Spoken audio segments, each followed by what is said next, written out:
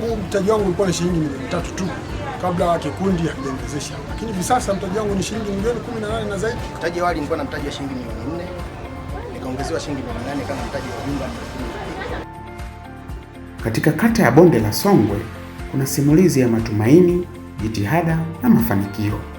Hii ni hadithi ya kikundi cha vijana kinachojulikana kama UWAVISO, kikundi cha vijana 7 waliodhamiria kubadili maisha yao kupitia kazi na mshikamano. Kupitia mkopo wa shilingi milioni 60 uliotolewa na halmashauri ya wilaya ya Mbeya kama sehemu ya 10% ya mapato yanayotengwa na halmashauri, kikundi hiki kimeanza safari mpya kujikwamua kiuchumi, ambapo kila mwanachama sasa anaendesha biashara yake kwa mafanikio. UWAVISO kama kikundi cha vijana kinapiga hatua kiuchumi, ambapo miongoni mwa wanachama wake wametanua biashara zao kutokana na uwezeshaji wa mikopo ya 10%. Nyuma ya mafanikio haya kuna juhudi za viongozi wa serikali za mitaa. Mtendaji wa kata ya Bonde la Songwe amekuwa kiungo muhimu katika kuhakikisha vijana wanapata fursa hizi. Leo waangalie vigezo vinavyozingatiwa ili wapate, wajaribu kufuata taratibu ili wapate. Upendeleo wote haupo, ni vigezo. Utoaji wa mikopo ya 10% huambatana na michakato makini inayosimamiwa ili kuhakikisha vikundi vyenye sifa takikana vinapatikana na kupewa mikopo hiyo. Afisa maendeleo wa kata ya Bonde la Songwe, Irene Mwaipopo, anaeleza namna mchakato huo hufanyika kuanzia ngazi ya kata. Kikundi kikishaomba mkopo katika mfumo wa wezesha, kwa hiyo kama kata yani kama kamati ya kata ya mikopo huwa tunakaa na kupitia kila kikundi, kupitia maandiko yao ya mradi kama yako sahihi, na kama hayako sahihi huwa tunawarekebisha kwamba wafanye marekebisho.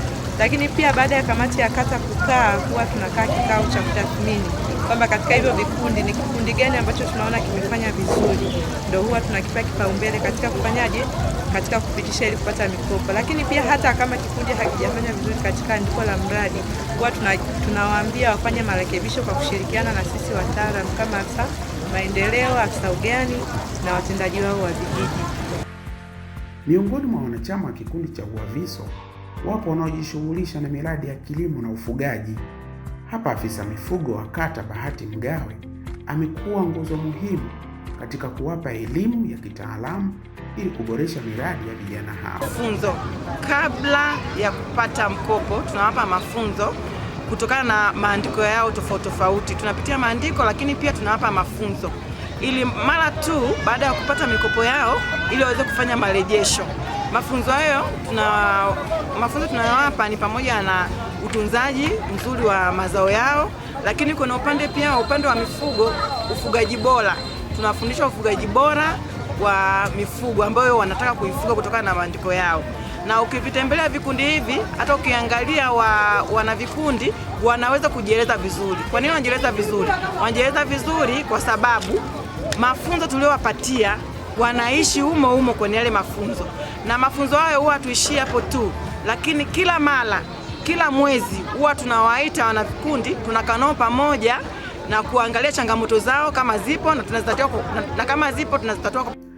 Miongoni mwa wanakikundi ni Isaya Ndondile Kasiba, kijana aliyekuwa akihangaika kudunduliza faida kidogo kidogo kupitia biashara yake ya mazao kabla ya kupata mkopo huu.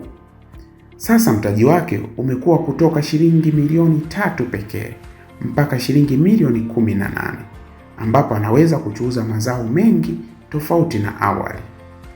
Kwanza kabisa tunapenda kuishukuru halmashauri kwa kutuwezesha vijana kuongeza mtaji. Kwa kumbukumbu zangu mtaji wangu ulikuwa ni shilingi milioni 3 tu kabla kikundi hakijaongezesha. Lakini hivi sasa mtaji wangu ni shilingi milioni 18 na zaidi. Inanipa faida kubwa kwa sababu mzunguko na mkopo. Wenzangu pia wamenufaika, wamepiga hatua moja zaidi. Mwenyewe alikuwa na mtaji wa shilingi 700,000, hivi sasa anazungumza na 500,000. Wenzangu wamepata tenda mbalimbali, yote kwa sababu tumewezeshwa na mkopo wa 10% kutoka halmashauri ya Mbeya. Ndondile anaongeza kwa kusema kuwa sasa anaweza kutanua biashara yake vilivyo, kwani anaweza kusambaza mazao ndani ya mkoa wa Mbeya na hata mikoa jirani, na kipato anachopata kama faida kinamsaidia katika kujenga maendeleo yake binafsi. ambapo ninaweza nikajumua gunia zaidi ya gunia 2 na zikasafiri kutoka hapa kwenda mpaka sokoni na kufikia mlaji wa mwisho. Ipo dhana ya kwamba mikopo ya 10% hutolewa kwa upendeleo, lakini hapa Ndondile anasimama kama shuhuda ambaye ameweza kupata mkopo huo pasina kizingiti baada ya kukidhi vigezo muhimu, yeye pamoja na vijana wenzie. Kuna msemo mmoja wa Waswahili wanasema mkopo sio njugu, kwamba kila mtu ataonja. Kuna vigezo utapatiwa mkopo. Hakuna chochote utakachotoa zaidi ya kutimiza kwanza vigezo muhimu ambavyo vimetolewa na halmashauri, hatimaye kupatia mkopo. Ni rahisi sana. Vijana wengi wana maneno ambayo nafikiri hayana ukweli, kwa sababu hawawezi kujimobilize wao kama wao kuna kikundi cha kuanzia watu 5 kwenda juu, lakini kufuata vigezo ikiwemo maandiko mradi, kutafuta leseni zao za biashara.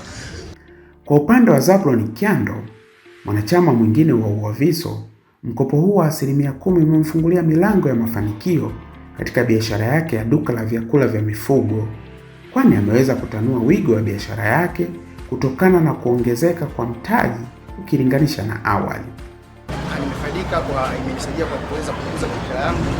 Nilikuwa na mtaji mdogo, mtaji awali nilikuwa na mtaji wa shilingi milioni 4, nikaongezewa shilingi milioni 8 kama mtaji wa jumla milioni 10. Nimefaidisha pakubwa. Cha kwanza nimeongeza mtaji, cha pili nimekuwa na wateja wengi wa mzigo mkubwa ukiachana na mzigo mdogo. Pia nje ya biashara hii imeniongezea ufugaji. Pia kutokana na kuuza pia ninafuga. Ukiachana na maendeleo ya kiuchumi kupitia biashara yake ya duka la vyakula vya mifugo, Zablon Kyando anasema amefaidika zaidi kwa kupata maendeleo binafsi, hali inayomfanya kuendesha maisha yake pasina changamoto tena kama mjasiriamali anayekuwa siku hadi siku. Na hapa anawasisitiza vijana wengine kama yeye kuchangamkia fursa ya mikopo ya 10%. Wajichukue kwa wingi, maana hili jambo ni la kweli na sio kama wao wanavyodhani kwamba watu wanapewa kwa wingi. UWAVISO imekuwa mfano wa kuigwa. Acha kuwashauri wajiunge, waunde vikundi. Hela zipo za 10% kutoka halmashauri ya Mbeya, organize wafuate taratibu za kuomba mkopo, zenye wakitimiza vyote watapata. Hii ni hadithi ya uthubutu na mabadiliko. Ni ushahidi kwamba vijana wakipewa fursa na mwongozo sahihi wanaweza kujenga kesho iliyo bora. UWAVISO si tu kikundi, bali ni tumaini la vijana wa kata ya Bonde la Songwe kwa mustakabali wa maisha yao katika siku zijazo.